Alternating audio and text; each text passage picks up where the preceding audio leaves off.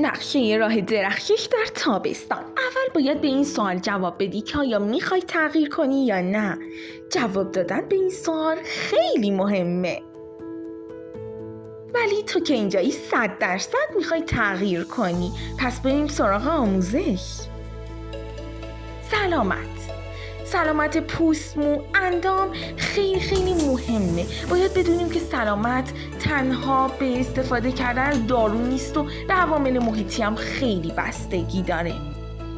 ذهن آگاه برای این که بتونیم خودمون رو بشناسیم و به آرزوهامون دست پیدا کنیم خیلی مهمه.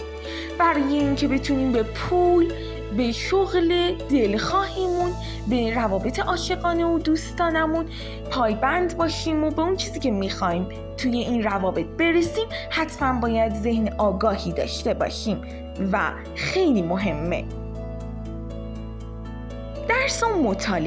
درس و مطالعه میتونه به پولسازی و همچنین به روابط هم کمک کنه. درس و مطالعه میتونه برای شما دوستای خوبی رو به وجود بیاره.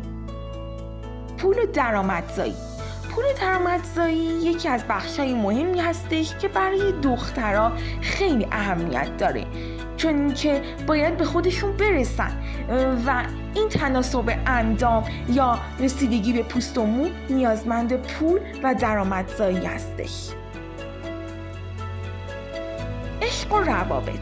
عشق و روابط چیزی هستن که حتما باید روش تمرکز کرد، چون جامعه ما بر اساس همین روابط ساخته میشه. توی این پیج قراره کل تابستون به شما یاد بدم چجوری گلو آب کنید و توی تابستون چطور بدرخشید. ممنون که تا پایان همراه هم بودید.